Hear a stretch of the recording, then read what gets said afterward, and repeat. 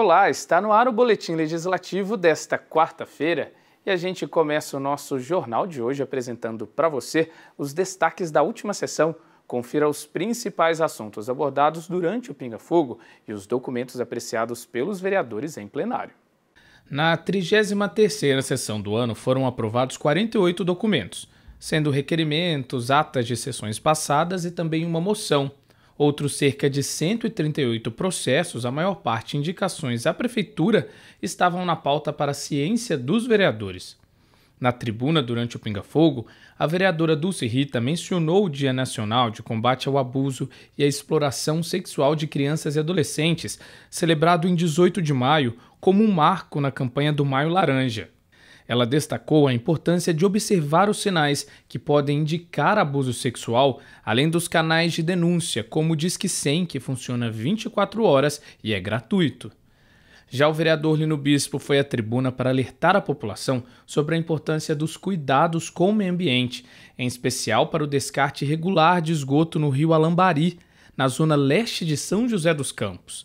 Também no Pinga Fogo, o vereador Dr. José Cláudio comentou a visita que fez ao Fundo Municipal de Solidariedade e a participação de grupos na doação de alimentos e roupas que serão repassados a entidades sociais previamente cadastradas.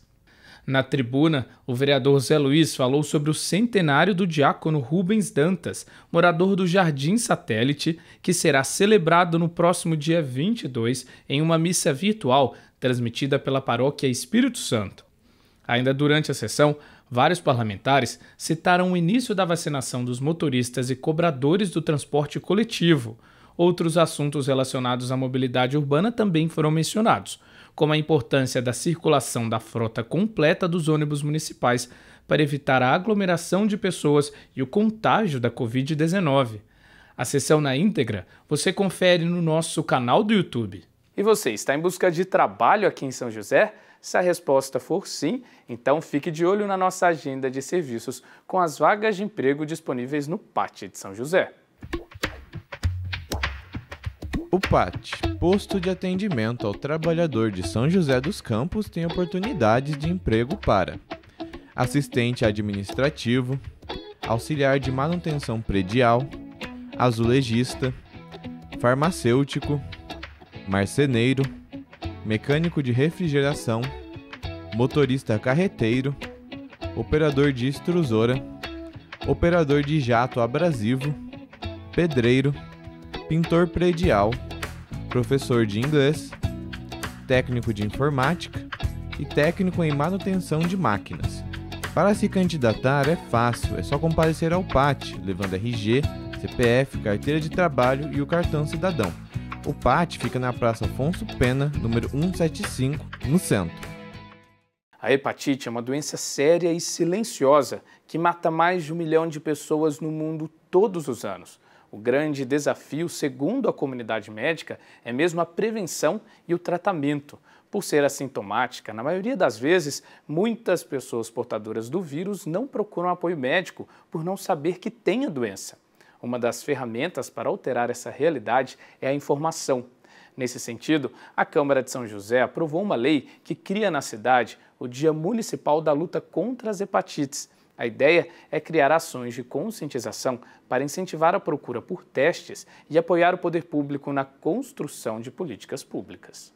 Uma estimativa da Organização Mundial de Saúde aponta que mais de 300 milhões de pessoas no mundo convivem com as hepatites B e C.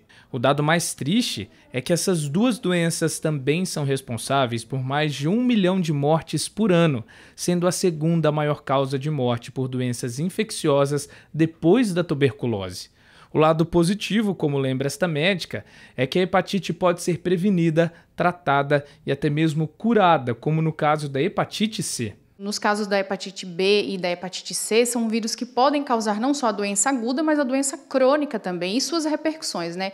Uma vez não tratada, não identificado e não tratado o vírus da hepatite B ou da hepatite C, ambas podem evoluir para a forma crônica, que a gente chama de cirrose. Então, você acaba tendo duas doenças, né? Você tem a doença viral e você tem a doença hepática final ali, que é a cirrose. E você pode evoluir com um carcinoma hepatocelular, que é um tipo de câncer específico do fígado para os pacientes não só infectados por esses vírus, mas que têm cirrose também. A hepatite é uma inflamação do fígado, na maior parte causada por vírus. O contágio se dá por meio de relações sexuais ou ingestão de água e alimentos contaminados. São vários os tipos de hepatite e elas são identificadas por letras, sendo hepatite A, B, C, D ou E. No Brasil, as mais comuns são a B e C. Os sintomas variam de acordo com o vírus e geralmente se manifestam na fase aguda da doença. São eles dor de cabeça, inchaço abdominal, urina escura, náuseas e vômitos. Uma das principais indicações da doença é a cor amarelada da pele e olhos. A hepatite A é de transmissão orofecal, então é hábito de higiene mesmo errado que a gente faz. As hepatites B e C são de transmissão assim, de fluidos corporais, né? A hepatite B é uma doença sexualmente transmissível e a hepatite C, a transmissão dela é mais por contato com sangue contaminado. E tanto a hepatite B quanto a hepatite C, a gente precisa evitar atividades de risco, né? Então, assim, você ter uma atividade sexual com diferentes parceiros, você ir na manicure, por exemplo, e não levar seu instrumento, ou ir num lugar, enfim, fazer uma tatuagem e você não sabe a procedência de limpeza daquele material. Então, são formas da gente, né, atentar, primeiro, a vacina, né, para as hepatites que têm a vacina, e segundo, é tentar evitar comportamentos de risco. Dados do Ministério da Saúde mostram que os casos de hepatite no Brasil tiveram queda no comparativo entre 2018 e 2019. No caso da hepatite A, as notificações caíram de 2.118 ocorrências em 2018 para 891 em 2019. Já as notificações de hepatite B contabilizaram 14.686 casos em 2018 e 13.971 em 2019. As de hepatite C passaram de 27.773 ocorrências em 2018 para 22.747 em 2019. A hepatite D, com menos casos notificados, também sofreu redução no número de ocorrências. Foram 164 em 2018 para 151 em 2019. A meta do governo é reduzir em 90% os casos da doença até 2030, um desafio, já que, segundo o próprio Ministério da Saúde, 80% das pessoas que vivem com hepatite carecem de serviços como prevenção, testagem e tratamento.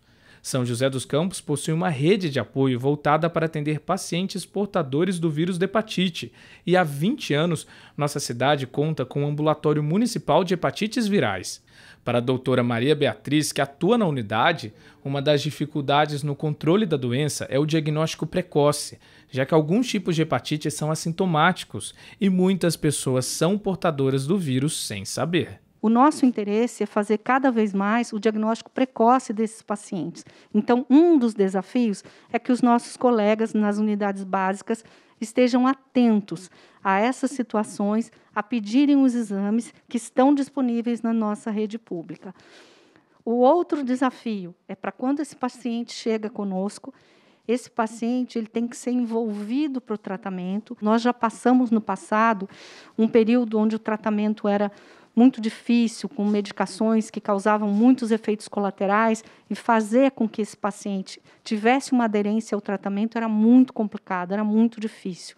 Então, hoje isso existe, mas está um pouco mais facilitado por conta dessas novas drogas que nós utilizamos desde 2015. Ainda segundo a doutora Maria Beatriz, nosso município realiza todos os anos ações para incentivar os moradores a fazerem os testes que identificam a doença. Aqueles que têm resultado positivo já são encaminhados para tratamento.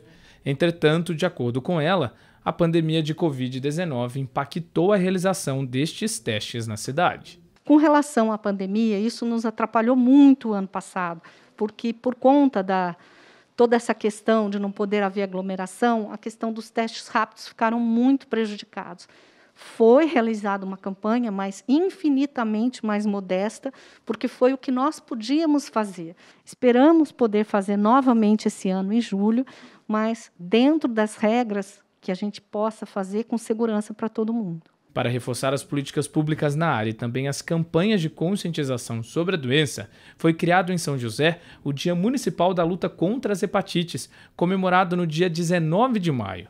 A lei foi proposta pelo vereador Fernando Petit como maneira de informar a população sobre os riscos da hepatite e as formas de prevenção, além de unir entidades e poder público na construção de ações coordenadas para ampliar o acesso ao tratamento digno. De uma forma em geral, essas campanhas elas funcionam para isso, para os pacientes terem acesso à informação, porque acesso à medicação os pacientes têm, tanto a hepatite B quanto a hepatite C a gente tem tratamento.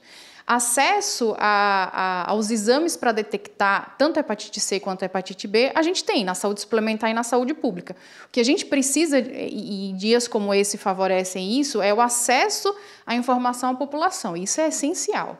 Ainda no foco da consciência, além do Dia Municipal de Combate à Hepatite, também foi criada a campanha Julho Amarelo, uma ação para valorizar a luta contra a hepatite em âmbito nacional. Para a Câmara e também a comunidade médica, essas datas são de extrema importância para instruir a população sobre a doença. Segundo as autoridades, a hepatite é um problema de saúde pública, mas que pode ser evitado com educação e informação. Você tem que fazer com que a população esteja atenta e para que possam, pelo menos, fazer o teste rápido. Então, todas essas campanhas são campanhas de alerta, de conscientização, para que fazer com que esse paciente procure fazer o teste rápido, inicialmente nas unidades básicas.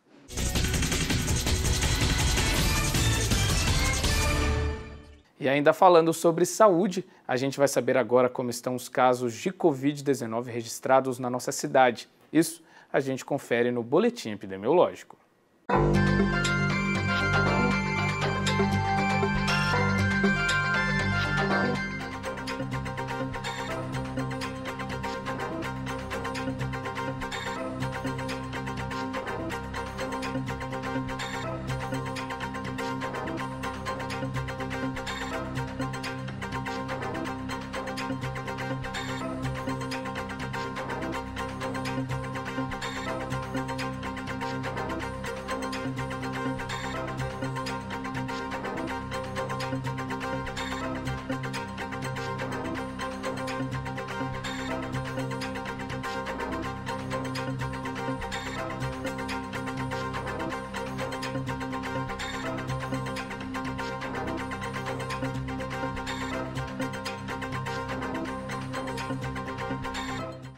E fica aqui o nosso pedido a todos. Quem faz parte dos grupos prioritários precisa ficar atento ao calendário de vacinação que está disponível no site da Prefeitura e mesmo quem já vacinou ou aqueles que ainda não estão entre o público-alvo da campanha de vacinação precisam se cuidar, hein? Então essa é a regra para todos. Vamos continuar, usar máscara, fazer a higiene das mãos e evitar sempre as aglomerações. Só assim vamos conseguir reduzir os índices da doença. E fique agora com a previsão do tempo para a tarde de hoje e amanhã, quinta-feira. A tarde desta quarta-feira será de sol entre nuvens e as probabilidades de chuva são pequenas. A máxima é de 23 graus e a mínima 13. A quinta-feira continua com a previsão de céu parcialmente encoberto e as chances de chuva se mantêm baixas. As temperaturas sobem e a máxima chega aos 27 graus, mínima 13. E nós ficamos por aqui com o boletim de hoje. Eu agradeço a sua companhia, uma ótima quarta-feira a todos e a gente se encontra amanhã. Um abraço!